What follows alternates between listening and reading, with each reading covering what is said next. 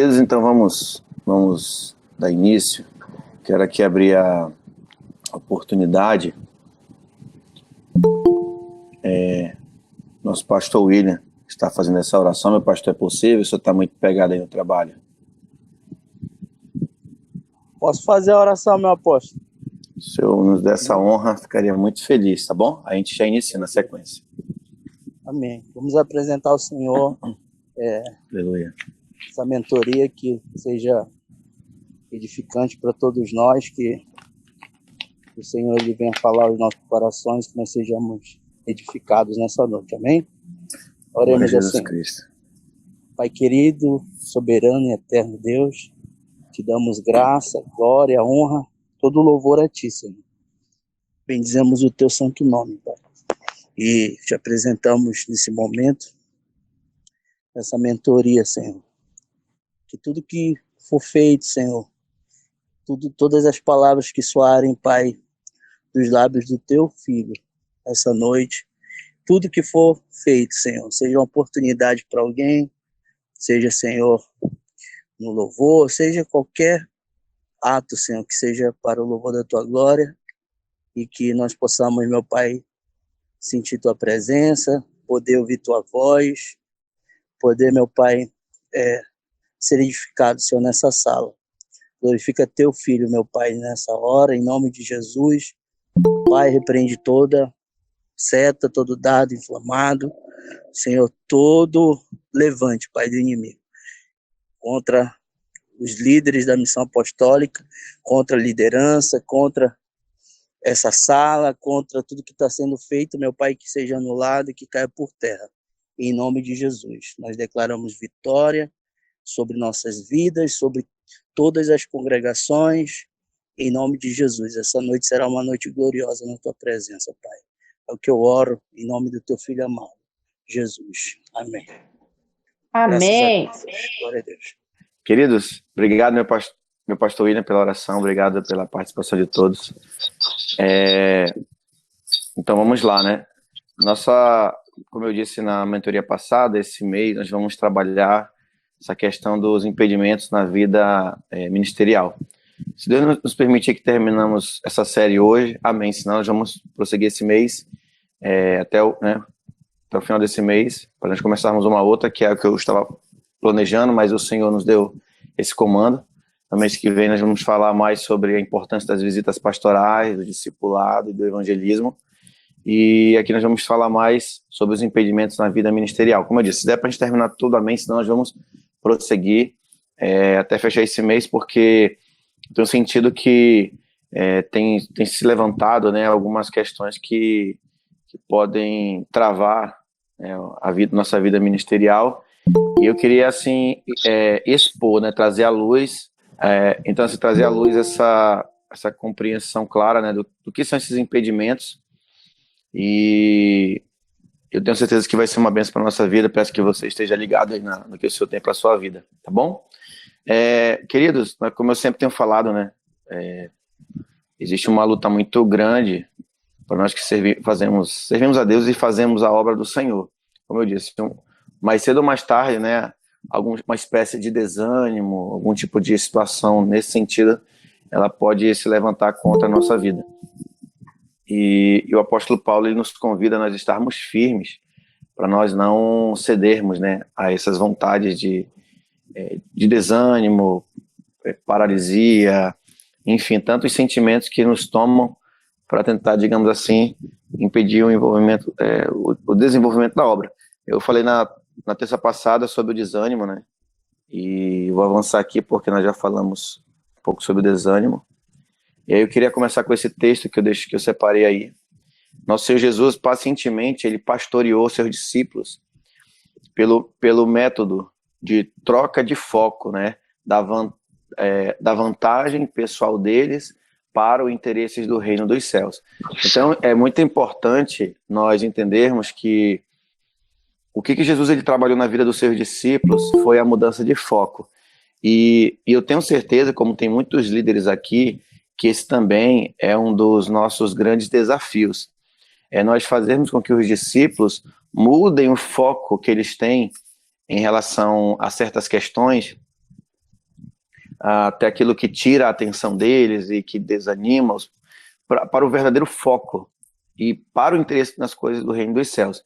É muito comum, por exemplo, a gente chega às vezes na igreja, a gente vê assim, no geral, geralmente, muitos irmãos dispersos, e você começa a perceber que uma grande maioria ela vai para a igreja talvez pela amizade, porque gosta, mas ainda não caiu a ficha de que ela tem que ir à congregação, por exemplo, mas ainda para buscar a Deus. É claro que o decorrer dessa busca vem como consequência, que é a comunhão, né, o amor, enfim. Mas esse é o desafio. Tanto é que, como eu falei, quando nós vamos conversar com alguém, fazer um aconselhamento, geralmente o foco da pessoa está sempre só nos problemas, está sempre só nas dificuldades. E aí isso dificulta um pouco a pessoa colocar de fato a palavra de Deus assim em prática. Hoje eu tô terminando um livro, né, recomendo para a família, né, que é esse aqui, ó, Amor e Respeito, livro muito bom, ele tem quase 320 páginas. Terminando, estou quase cumprindo a minha meta mensal, que é ler um livro por mês. Esse aqui está dando 2 meses já, mas não desisti da meta, estou correndo aí para manter a meta. Então estou terminando e no final nós vamos perceber algo muito interessante, que tem tudo a ver com o que nós também vamos falar hoje, que é justamente nós assim focarmos em fazer aquilo que precisa ser feito realmente, né? Hoje a bispa me lembrava isso, olha, nós precisamos fazer bem feito o que precisa ser feito. Às vezes a gente quer ser abençoado, a gente colher coisas boas, mas a gente não está fazendo muito aquilo que deveria ser feito, né? Seja na família, seja na vida pessoal, seja na vida espiritual, na nossa comunhão com Deus, na nossa vida como líderes. Nós deixamos muito a desejar muitas vezes, e muitas vezes queremos colher aquilo que não plantamos, né? Assim, aquilo de bom, queremos colher de bom aquilo que não plantamos de bom, né? Então isso aqui que é um grande desafio. Então todos que são aqui discipuladores de alguma forma, esse é o seu desafio, é o meu desafio, de pastorear pessoas ao ponto de mudar o foco delas para as vantagens pessoais e para as coisas naturais apenas, e focar também nas coisas de Deus, das coisas que são do alto, né? Então, nosso Senhor não tornou pescadores e cobradores de impostos em ganhadores de almas do dia para a noite, né? Então, é um grande desafio, né? Às vezes a gente não consegue ter essa paciência, muitas vezes, mas esse é também nosso papel, né? Então, leva um tempo para que nós possamos mudar esse foco, né? Então, 3 anos de ensino e exemplo constante foram apenas suficientes para lançá-los na profundezas das responsabilidades da liderança. Então, quando Jesus terminou o discipulado com os discípulos, né, ele preparou eles para que eles pudessem serem lançados, né, nas profundezas das responsabilidades da liderança. Então vai chegar um momento em que vai ser você e Deus. Não vai ter, né, não vai ter mais ali o teu discipulador do lado, né, ou enfim, ou o pastor vai ter que depois, né, direcionar uma pessoa para uma missão. Então, mas esses são os desafios que nós temos, né? E Jesus trabalhou isso muito bem no coração deles. Quando ele lançou eles na profundeza das responsabilidades, eles não tiveram problemas, porque de fato eles foram trabalhados durante todo esse tempo. Então, por exemplo, quando eu trabalho muito isso dentro de mim como discipulador também, para não perder o foco de misturar apenas a questão do discipulado no que diz respeito à questão da amizade. Então, o discipulado não é apenas amizade, a amizade faz parte. A amizade deve existir para o foco maior, né, para a direção maior, que é realmente fazer com que as pessoas mudem, que elas adquiram valores espirituais do reino, que elas possam ter uma experiência com Deus, sabe, uma mudança de fato. É muito triste, né, nós passarmos tempo, anos com uma pessoa, discipulando, né, orientando, falando, mostrando, e aí o pastor percebe, parece que não há mudança, né? Parece que a pessoa não consegue mudar, então é muito complicado, né? Mas esse é o desafio que todos nós temos, né? De levar os discípulos, né, para a profundeza de responsabilidades na liderança. Por que eu estou fazendo essa introdução? Porque se eu não entender isso, eu vou ficar preso nos impedimentos que me paralisam no que diz respeito à liderança. Então, haverão coisas que irão frear esse desenvolvimento. Então, se eu não aprender a desenvolver isso, né, resumindo aqui novamente, colocar interesse, né, o meu interesse também dos discípulos, né, nas coisas do reino dos céus, investir tempo na vida desses discípulos e também e lançar depois desse tempo todo de paciência e discipulado e mudando o foco deles para a responsabilidade da liderança. Então, todos que são líderes precisam ter esse senso de responsabilidade. Não somente, continuando, né? Não somente o foco nas coisas assim, da liderança, mas também naquilo que é do reino dos céus. Tranquilo, queridos? Tá dando para entender?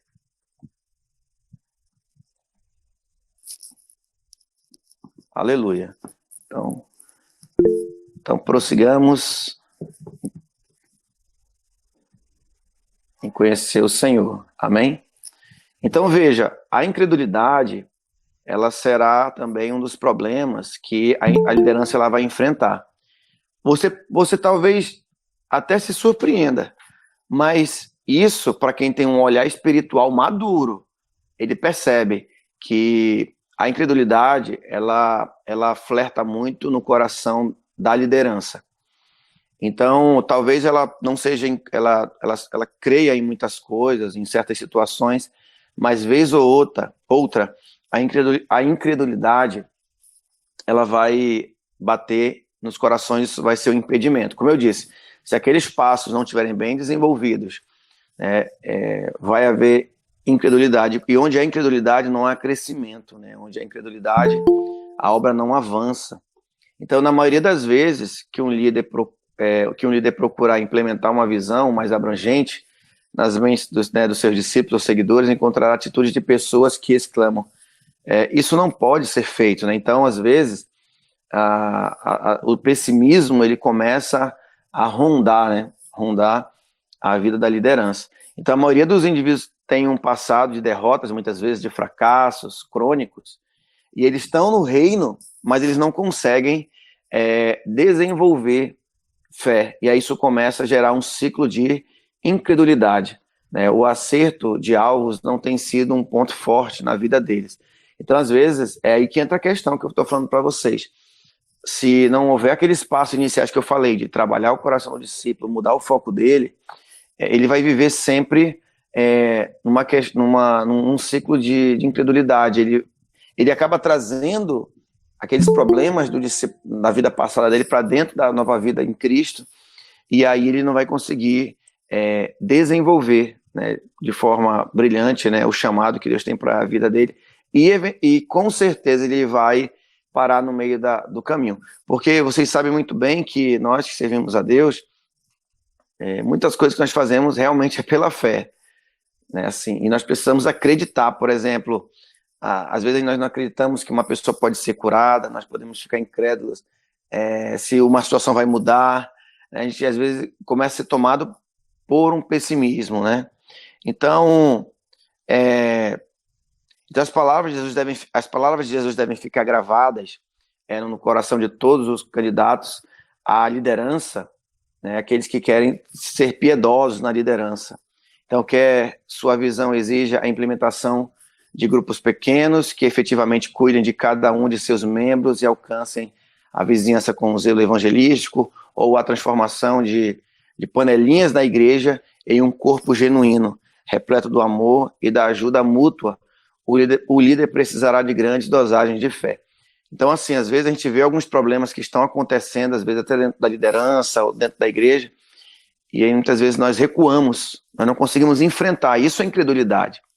Porque nós fomos chamados para acreditar, né? Nós fomos chamados para exercer fé. Se for esperar por esse mundo não tem fé. O mundo tem fé naquilo que eles enxergam. Eles estão vendo dinheiro, eles acreditam que vão comer. Se eles estão vendo dinheiro, eles sabem que vão ter uma coisa. E quando não tem os recursos, né? Ou quando os médicos desenganaram, é aí que nós somos chamados para acreditar. Então, por exemplo, a incredulidade, às vezes a gente quer montar um NEF, por exemplo, montar um evangelismo, alguma situação no ministério, e aí às vezes as pessoas podem não falar isso, mas elas são paralisadas pela incredulidade, né? Ou seja, elas faltam eventos, elas não somam naquela situação, não se envolvem na liderança como deveria se envolver. Então, assim, talvez a pessoa nunca vai chegar e falar. Então, muito do que nós estamos falando aqui também dos impedimentos da liderança, eles se manifestam não de forma audível, muitas vezes, alguém falando, mas por atitudes. Pessoas que não se envolvem, não acreditam, não abraçam a visão do ministério, pensam de forma diferente. Então, a gente quer montar uma situação, aí às vezes a pessoa não fala, mas aí quando ela fala, ela é do contra. Quando a pessoa fala, é sempre murmurando, ou seja, ela não entendeu ainda, né, a importância de acreditar. É claro que as coisas têm que ser planejadas, é claro que as coisas não podem ser atropeladas, mas o que eu falo é de atitudes de muita incredulidade que existe, que pode existir no nosso meio e que talvez exista no nosso meio e que são impedimentos na vida de muitas pessoas e pode ser impedimento na nossa vida. Amém, queridos? Outro ponto também importante que pode ser um impedimento na vida da liderança é a inconstância. O que é a inconstância? A pessoa ela começa até a fazer a obra, ela começa a ajudar, a participar, ela está com aquele fogo, né, lá no Qualicamp, aquela coisa, e veio do Qualicamp, recebeu, está participando de um discipulado, está indo para os cultos, está indo para as redes, está uma bênção. Aí depois começa a esfriar, e daqui a pouco a pessoa ela vai parando aquilo que era para, né, digamos assim, ser feito. Então, a inconstância é um problema muito sério na liderança. E não só na liderança eclesiástica, né, na liderança presbiterial, mas também na liderança familiar. A pessoa, por exemplo, ela pega um livro para ler, aí o que ela faz? No lugar dela dar início a começar a ler, né, começar a ler as primeiras páginas, aí ela já pega, se ela folheia e fala, vixe, tem 250 páginas, tu é doido, eu vou ler esse livro nada. Ou seja, ou a pessoa fala, eu vou começar a ler, aí ela começa a ler, aí daqui a pouco ou seja, ela não consegue manter um padrão, e isso é muito problemático na nossa vida. A pessoa ela começa bem um relacionamento, a família começa bem, mas a pessoa também não consegue manter uma constância, ela começa o discipulado, ela tá no NEF, depois ela está em outro, aí depois ela está numa congregação, depois ela está em outro. Eu não estou mandando indireta para ninguém, só estou falando que esses 14 anos como pastor eu vejo problema de inconstância. A pessoa começa a ser um dizimista da obra do Senhor, aí começa a apertar um pouco, ela já começa a comer as sementes, e não come só uma vez, come duas, come três, daqui a pouco ela já não tem, ela já não contribui com a obra do Senhor. Enfim, são problemas seríssimos de inconstância, né? Problemas que afetam grandiosamente a nossa vida. Então, Tiago alerta-nos, né, de que o homem inconstante ele é instável em todos os seus caminhos. Então, por que a inconstância é um problema? Porque Tiago vai dizer, o bispo Tiago, que aqui não é o apóstolo Tiago, né? É Tiago, irmão do Senhor Jesus, né? Filho de Maria, provavelmente é o bispo de Jerusalém que é mencionado na história eclesiástica de Eusébio de Cesareia. Ele fala que a inconstância ela vai nos tornar instáveis, não só na liderança, mas em tudo. A pessoa ela começa a orar uma semana, aí segunda semana ela não consegue mais, ela entra na academia para malhar, né, para cuidar da saúde, ela começa uma semana, aí tá doendo, claro que tá doendo, você tá num processo de transformação, começa devagar, a pessoa começa a caminhar uma semana, depois já não caminha mais, a pessoa, vou fazer um regime, começa, depois esquece, ou seja, a pessoa ela não consegue manter uma constância. E as pessoas inconstantes, elas são instáveis. Então, não estou dizendo que existe o perfeito que é constante. Não existe. O que existe é pessoas que lutam pela constância, apesar da inconstância. Tranquilo? Então, esse termo ele pode ter mais de um significado, ele pode referir-se a pessoas que não é sempre honesta e sincera também. Ela também diga, e ela talvez diga uma coisa, tem aquela situação também, né, de dizer uma coisa na presença de uma pessoa, mas na ausência da pessoa ela fala uma outra coisa. Então, a inconstância na vida pessoal, assim, nos termos, no que eu estava mencionando ainda há pouco, também vai se refletir nas questões morais, né? Então, o amor por Deus e o amor pelo mundo são incompatíveis. E às vezes essa inconstância, sabe onde é que mora também essa inconstância? Porque a pessoa ela vive flertando com o mundo, né? Ela vive flertando com os desejos, ela vive flertando. Talvez ela não fale, mas o coração dela é muito atraído para as coisas do mundo. Então é uma luta, né, que nós devemos travar com nós mesmos, né? Então total compromisso com Deus e com Mamon, o Deus do dinheiro, é impossível, né? Não dá para servir a dois senhores, né?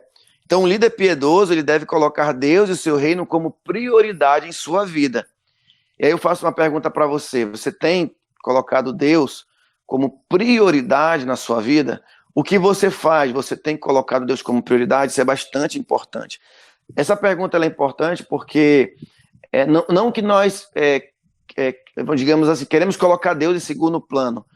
O que eu quero dizer, o que acontece é aquilo que eu chamo, não sei se esse termo já existe, eu sei que ele existe para psicologia e para pedagogia. Eu adaptei ele para teologia, chamada paralaxe cognitiva. O que é a paralaxe cognitiva? Na psicologia, na pedagogia e na filosofia, a paralaxe cognitiva é quando você foge da percepção de uma realidade. Por exemplo, aqui tem uma caneta, certo? Aí você vai fazer um estudo dessa caneta, você desmonta essa caneta, você faz uma observação de todas as partes dessa caneta, aí você olha assim para essa caneta e fala bem assim, eu acho que essa caneta tem 2 metros de largura. Deve ter mais, acho que 1,5 metro.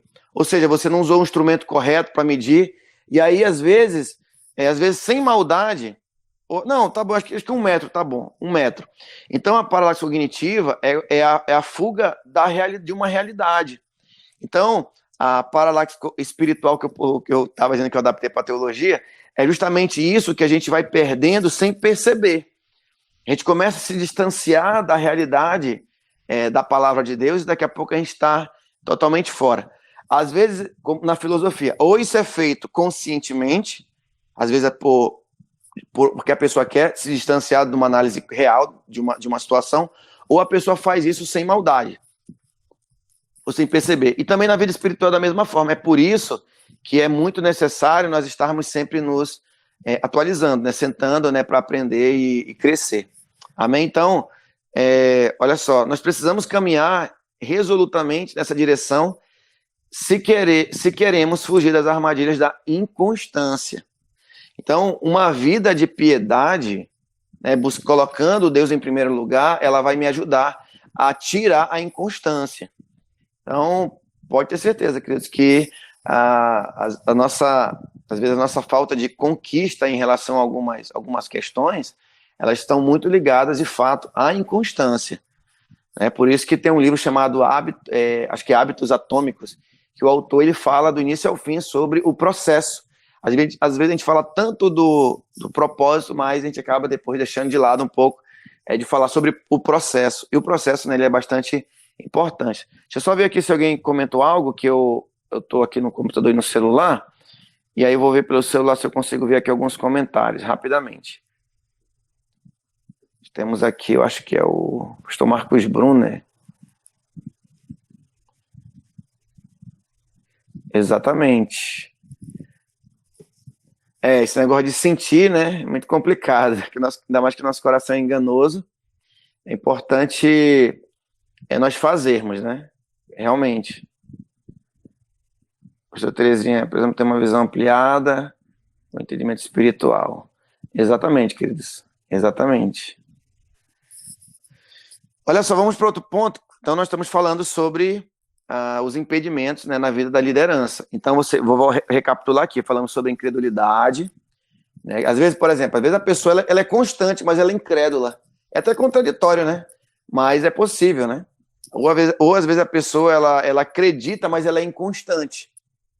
Então, você vai ver que muita coisa aqui, ela deve caminhar junto, devem caminhar, ou melhor, muitas dessas coisas que nós estamos falando no impedimento, elas acabam andando juntas, ou um pouco mais na frente, ou um pouco uma mais atrás da outra, mas elas acabam andando juntas, né?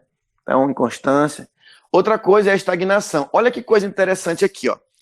A estagnação, a Bíblia vai chamar de diligência. Você vai ver muito essa palavra lá no livro de Provérbios, né? Salomão fala muito sobre diligência. E aqui a estagnação, digamos assim, vai ser o contrário, né, da diligência que Salomão vai mencionar no livro de Provérbios. E aqui o Howard Hendricks, que é um teólogo, um professor do seminário de Dallas, olha essa história interessante. Ele escreveu sobre seus primeiros dias como um aluno em uma faculdade cristã. Indo trabalhar às 5h30, ele passava em frente à casa de um professor. A luz acesa, né, do seu escritório significava que ele estaria estudando. Ele fazia essa dedução, né? E quando ele retornava da biblioteca às 22h30, lá estava a mesma luz acesa. Então aquele professor estava sempre estudando atentamente seus livros. Um dia, Hendricks convidou para um lanche. Ele interrogou o professor dizendo, né, o que o mantém estudando? Parece-me que você nunca para. E ele respondeu, né, filho, ele replicou, eu prefiro ter meus alunos bebendo de uma corrente de água em vez de uma piscina estagnada. Então, a estagnação ela é um problema. Então, eu bato muito nessa tecla quando eu converso com os nossos líderes, quando eu converso com discípulos. Você não pode negligenciar a sua leitura diária da Bíblia. E não é nada ralo. Eu acordo tarde, eu não tenho tempo. Você vai ter que dar um jeito. Mas você precisa ler sua Bíblia. Você precisa ter um compromisso com Deus. Você precisa ter um compromisso com a palavra. Deus não vai ficar mandando o Espírito Santo dele sobre a sua vida se eu e você não dermos um passo de empenho para receber mais dele. E a palavra de Deus é a principal fonte dessa sabedoria e dessa unção que nós vamos receber. Entenda que você vai ler a palavra para alimentar o seu espírito, não é para alimentar a sua intelectualidade. Aqui na missão não tem intelectual da fé. Não existe intelectual da fé. Existem pessoas piedosas que recebem de Deus, entendem o propósito de Deus e transmitem o que recebem de Deus. É isso que Deus quer do seu povo. Então, eu tenho que ter compromisso com essa leitura. É cansativo, é claro que é cansativo às vezes, irmãos. Às vezes ela se torna longa, né? Demanda tempo, mas você precisa ler a palavra de Deus. Você precisa ter um bom devocional, você precisa ter um bom comentário bíblico, você precisa ter esse compromisso. A sua vida espiritual, ela depende disso. Tem um livro que é do Martin Lloyd Jones, chamado Depressão Espiritual, um livro fantástico, fantástico. Recomendo você baixar esse livro para você ler. Tem PDF aí na domínio livre, domínio público, né? Para você baixar. Muito interessante. Depressão espiritual. A gente só tem a depressão psicológica, né? Mas existe a depressão espiritual. E isso aqui dá uma grande série, né? Esse tema, quem sabe a gente pode trazer algo nesse sentido aí numa próxima oportunidade. Então, queridos, assim, se eu quero entregar algo para a igreja, se eu tenho um discípulo, eu preciso ler. Eu também preciso. É claro que a gente não vai deixar de evangelizar, deixar de pregar por isso, né? Porque agora eu estou estudando a palavra de Deus, agora eu estou só focado em ler a palavra. Não é isso. Você precisa receber para você continuar fazendo aquilo que Deus te chamou com excelência, porque senão daqui a pouco você está dando conselhos seus e não conselhos da palavra de Deus. É claro que às vezes um conselho nosso ajuda, mas o que vai realmente transformar as pessoas é o que a palavra de Deus está nos ensinando e aquilo que nós vamos transmitir. Amém, queridos? Então, como pode um líder, né, estar tão certo de seu conhecimento, experiência, que não ler livros ou frequenta palestras, escapar à estagnação? Ele vai estagnar, Com certeza. Ele pode até estar, como é que nós chamamos? No ativismo congregacional, no ativismo de fé. Ele pode até estar ali participando. Só que ele está estagnado na vida espiritual dele. Então ele precisa de fato ler. Hoje eu fiquei feliz que um discípulo, um líder, né, e discípulo também mandou um áudio lá no grupo. Eu vejo o empenho dele e eu tenho ficado bastante feliz. Eu fico bastante feliz, né, quando vejo as pessoas que estão lendo, compartilham a palavra. Eu vejo que a sinceridade. Então isso eu tenho certeza que agrada o coração do Senhor, né? Então, se a gente não tiver isso, irmão, não tiver ouvir uma palestra, e principalmente, irmãos, ler a Bíblia. Como eu falo, não seja crente de YouTube. Deus ministrou isso muito no meu coração, que tem muitos servos e crentes que são discípulos do YouTube. Claro que você pode ouvir, assistir tranquilo lá o pregador que você admira, tranquilo lá, né, o conteúdo que você gosta e tudo mais. Mas não troque isso, pelo amor de Deus. Pelo amor, eu faço que nem o apóstolo Paulo, né? Não troque pela oração, não troque pela leitura da palavra. E quando você for ler a palavra, leia com humildade, peça para que o Espírito Santo revele a profundidade da palavra ao seu coração. Tá bom, queridos? Esse é o caminho, tá bom? Senão vamos estagnar como líderes. Isso aqui ser um grande impedimento, né?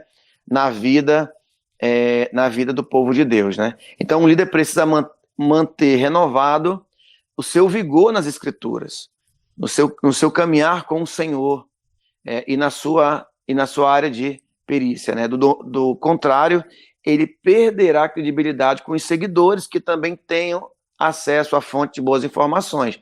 Às vezes acontece muito do discípulo passar o pastor. O discípulo começa a perceber que ele atropelou o pastor no conhecimento. Então, isso não pode acontecer. Né? Quem está na posição, não que o discípulo não vai aprender, não estou dizendo isso, mas quem está na posição e deve, de fato, também ser um exemplo dessa busca é o líder, é o pastor, é o evangelista, é o obreiro, é o diácono, é a diaconisa. Né? Então, isso é muito importante. Tá bom? Como é que você vai, né, anunciar, né, o reino se... E aí, hoje eu vi um rapaz fazendo um teste até com os católicos, né? Ele fez uma pergunta simples. Você como católico, o que o catolicismo fala sobre isso? E aí a maioria das pessoas, irmãos, não sabiam responder. Não sabiam. Será que nós passaríamos nesse teste? Fazer alguma pergunta muito básica da nossa fé? Será que conseguiríamos, né, dar uma resposta satisfatória? Lá no estágio que eu estou fazendo, a professora... Não quis me testar, mas fez uma pergunta, e se eu não soubesse, eu estaria meio que... Ela falou assim, ei, professor, irmão, deixa eu te perguntar, lá na igreja de vocês fazem o jejum de Daniel? Me explica aí o jejum de Daniel. Né, onde é que está lá na Bíblia? Aí eu rapidamente tive que ser bem sucinto, porque às vezes tem que ser bem sucinto naquilo que nós falamos, porque você está num ambiente, tipo assim, é um tiro no olho do mosquito. Você tem que ser papou, bem objetivo, direto, claro, com a oportunidade que você tem. Tem que ser que nem aquele político Enéas, né? Davam 30 segundos para ele, aí ele falava rapidamente, no final falava, meu nome é Enéas, né? Claro que você não vai fazer isso, mas às vezes nós temos que ser certeiros com a oportunidade que nós temos. Não vai dar para você, não vai ter uma hora para você pregar e expor uma situação. Você tem que ser bastante sucinto, e para você ser sucinto, você precisa ter um certo conhecimento, né? Tranquilo, querido? Está dando para entender? Beleza? Amém. Olha Deus, estou vendo aqui o horário para mim não... Beleza, maravilha. Olha só, outra situação, peraí que acho que a inveja, né? Outro problema que pode ser um impedimento na vida da liderança é a inveja. Agora, como inveja? Porque assim, irmãos, eu creio, e queridos líderes que aqui estão, que nós temos certas raízes de inveja. Mas como é que eu entendo essa inveja? Não é uma inveja que ela é clara. Muitas vezes ela se manifesta de uma outra forma. Nunca esqueça que o nosso coração, nós ainda temos uma natureza caída dentro de nós. Então, uma vez ou outra, os velhos sentimentos eles se manifestam. Mas aí a nova natureza que nós recebemos por nascermos de novo em Cristo Jesus, ela automaticamente faz oposição. Por exemplo, às vezes a pessoa conquista alguma coisa e nós talvez poderíamos nos alegrar, talvez não falamos, mas às vezes falamos dentro de nós assim, né? Mas também, né? Tem dinheiro. Também porque tem um emprego. Também, tipo assim, isso é uma raiz de inveja. Ou seja, eu tenho que me alegrar com o meu irmão, né? Chorar com os que choram, se alegrar com os que se alegram, né?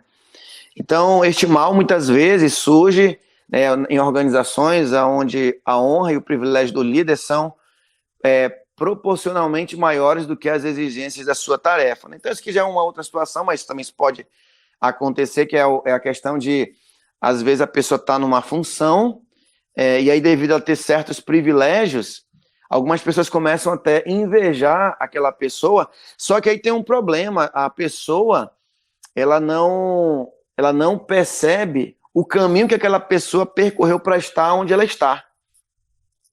E aí isso é um problema. Então, para a gente lutar contra a inveja, nós temos que também pensar o seguinte: bom, se meu irmão conquistou isso, ele está naquilo lá, ou ele tem aquilo ali, enfim, é porque ele de alguma forma, ele trabalhou para ter isso, né? Então, às vezes nós temos que ter esse olhar de entender que houve um processo, né, para onde as pessoas hoje estão, onde elas chegaram, estarem hoje, houve um processo, né? Então, houve uma conferência missionária há alguns anos em Curitiba, onde tinha vários obreiros de diversas localidades do Paraná. E uma das perguntas que eles precisavam comentar era: qual era o pecado que você está mais propenso a cair? E pasme, a maioria escolheu a cobiça e a inveja como a tentação mais sedutora que eles tinham que enfrentar. Aí o que acontece? Irmãos, isso aqui é tão forte, porque a cobiça e a inveja, elas andam juntas. O que é a cobiça? A cobiça são as vontades que brotam do nosso coração do nada. Então, não sei se você já tem essa experiência, às vezes você não está nem querendo pensar em alguma coisa, e do nada brota um pensamento. O Dr. Russell Shedd, ele comenta que quando aparecem esses pensamentos que nós não conseguimos ou não conseguimos dominar, ou não sabemos de onde eles vêm, ele diz que é um casamento perfeito entre as setas do diabo e a cobiça da nossa carne. Então, e aí o que a gente faz? Com a nova natureza, nós vamos combater esse pensamento, questionando: por que eu estou pensando nisso? Por que né, isso veio na minha cabeça? Mas isso aqui não tem fundamento, está repreendido, porque a palavra de Deus diz isso. Então você começa a confrontar esses pensamentos com a palavra de Deus. É por isso que anteriormente eu estava falando que é muito importante você conhecer a palavra, porque é essa palavra que você vai combater os dardos inflamados. Senão, queridos, com certeza nós vamos cair, né, nessas ciladas. Uma certa feita, conversando com um jovem, e ele perguntava, né, ele tinha aceitado Jesus recentemente, e ele queria saber por que ainda ele ainda sentia certos desejos sexuais, sendo que ele, né, tinha recebido algo maravilhoso no Qualicamp e tudo mais. E aí eu falei: filho, é porque ainda existe a cobiça dentro de cada um de nós. Essa cobiça você vai carregar ela até o final da sua vida. O que você vai fazer é que agora você tem uma nova natureza e você precisa alimentar essa nova natureza para ela fazer frente e luta e oposição a esta cobiça. Então, enquanto o espírito nós alimentamos ele, esses instintos eles ficam controlados, embora eles venham latir em cima de nós, tentem nos morder, mas a gente, né, repreende, vai para lá e aquilo ali cessa até uma próxima tentação que ela vai querer com certeza investir contra a nossa vida. Então, trate da cobiça ajudando, né, seus discípulos a entender que ela tem suas raízes na carne. Então, com certeza, querido, as tentações elas vêm da carne, tá?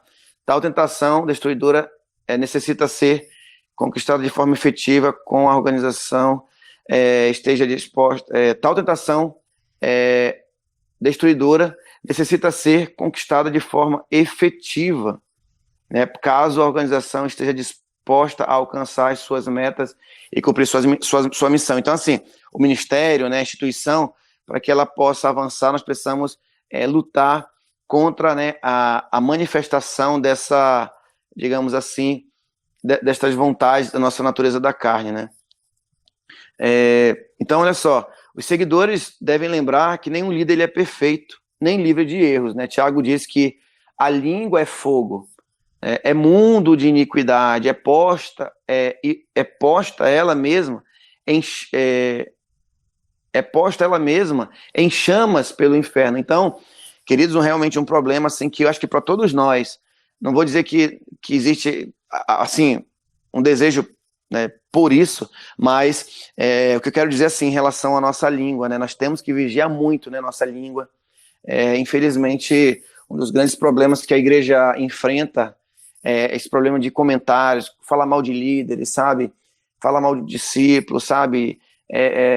Não vigiar onde você está colocando seus comentários, sabe? Para quem você está falando, né? Eu acho que a maioria aqui, se for falar, já foi vítima, né, de comentários, já foi vítima de julgamentos. Alguns, talvez, tinham certo fundamento, também não vou dizer que todos nós somos inocentes e que talvez não deixamos a desejar em algum momento, mas uma grande maioria foi comentários injustos, né? Foram comentários que foram desnecessários, enfim. Então, essa questão da nossa língua aí é uma questão muito séria. E Tiago, há 2000 anos atrás, isso era um problema lá na comunidade onde Tiago pastoreava, e hoje não é diferente. Então, nós precisamos realmente controlar, honrar mais um ao outro, apesar de muitas vezes, né, não concordarmos, nos indignarmos, mas evitar esse leve-trás, né? Esse leve-trás, traz e leva, sabe? Comentários desse tipo. Então, são coisas que vão causar problemas. Eu sempre digo, tem uma situação com a pessoa, vai lá, foi o que Jesus falou, vai lá, conversa com a pessoa. Você não é jornalista, você não é de site de fofoca, né? Ninguém aqui é do fuxico gospel, né? Para, digamos assim, fazer, digamos assim, ficar falando, né? Então, outro problema aqui, queridos, muito sério, é a soberba. Será que tem crente soberbo? Me diz aí. Será que tem? Eu acho que tem crente soberbo, né? Agora eu acho que eu vou parar aqui no crente soberbo, a gente vai continuar na próxima, e a gente vai entender um pouquinho como é que se manifesta essa soberba. Então, a liderança, infelizmente, é suscetível à soberba. Então, um impedimento que é muito mais sério do que a maioria das pessoas pensam. Ela é muitas vezes fatal. Um líder soberbo raramente ouve a voz do grupo que lidera. É só ele que sabe, ele tem a palavra final, né? Ele não dá oportunidade, sempre é ele que conduz tudo, é ele, né? Pois é autoconfiante demais, né? Então ele pensa que sabe, acima de todos, como dirigir um grupo, né? A soberba faz com que seja impossível de uma verdadeira dependência de Deus e o ouvir sua voz, né? Sem a direção divina, um líder soberbo será impetuoso e tomará decisões sem a reflexão necessária ou a troca de ideias, né? Há boas razões para a Bíblia declarar que a soberba, ela o quê? Precede a queda, não é isso que diz a palavra? Então, uma vez que a liderança inclui a exaltação e a decisão, uma vez que a liderança inclui a exaltação e a decisão, a atitude de coronelismo, né, acaba acontecendo naturalmente. Então, os procedimentos democráticos, né, que democrático não no sentido político da coisa, mas no sentido de ouvir, né, não se encaixam bem com homens soberbos, que os apoiam com a boca, mas preferem dirigir uniliteralmente, né? Então, assim, já aconteceu isso comigo, acabei muitas vezes agindo dessa forma, peguei algumas peias, mas a gente vai aprendendo, né? Então, eles não reivindicam, né, o título de rei, mas a autoestima deles incorpora uma atitude de soberania. Os líderes soberbos, eles aprendem pouco com seus erros, sabia disso? Uma pessoa soberba, ela não consegue tirar aprendizado dos seus erros, né? Muitos, digamos assim, muitos obsessivos com a necessidade de defender as suas decisões Por pior que sejam as consequências, eles aproveitam pouquíssimo das experiências negativas. Não tendo ouvidos abertos para os conselhos, eles marcham adiante, esperando que irão provar que são os melhores, né? Eles seguem os passos do apostador obsessivo, que mantém sua confiança de que vencerá na próxima vez, embora ele tenha perdido uma fortuna inteira, né? Então, assim, isso é uma forma de que a soberba ela se manifesta no meio da liderança. Quando o líder não se aconselha, ele vai fazendo na tora, digamos assim. Ele vai fazendo, ele às vezes não consulta a esposa, ele não consulta o seu auxiliar imediato, não, enfim, aqueles que ele sabe que, porque ninguém, irmãos, no ministério é soberano, isso não existe. Não existe soberania. Eu penso que a liderança bíblica ela não é vertical, ela é horizontal. Cada um, né, tem uma função específica, mas é uma liderança horizontal. Então é muito importante, né, o se aconselhar. Né, e geralmente a pessoa soberba, ela geralmente ela não gosta muito de sentar para aprender. É tipo aquela atitude, assim, da pessoa que lá no passado aprendeu de forma errada como deveria aprender. Por exemplo, assim, na escola a gente aprendeu muito aquela questão do decoreba, já estudou uma vez, tá bom, a gente nunca é levado a retornar ao conteúdo para reaprender, para se atualizar. Então, eu acho que aí é um dos grandes problemas, porque que a soberba, ela vai, né, a pessoa já não se aconselha, Deus fala comigo, é comigo, é só ela. E aí, queridos, a questão é bem, bem delicada. Então, o pior de tudo ainda, diz Tiago, no capítulo 4, versículo 6, é que Deus se opõe aos líderes soberbos, né? Que coisa triste, né? Ele dá graça e assiste aos humildes, né? É claro que às vezes nós vamos ter decisões que vamos ter que tomar, né? Porque estamos na posição de liderança. Entretanto, é importante se aconselhar.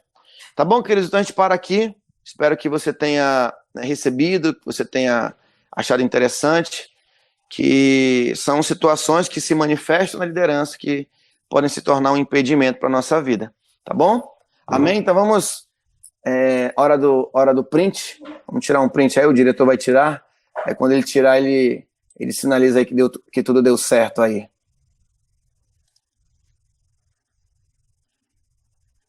Como é que para aqui? Deixa eu ver. Para a apresentação. Beleza? Então dá um sorrisão aí.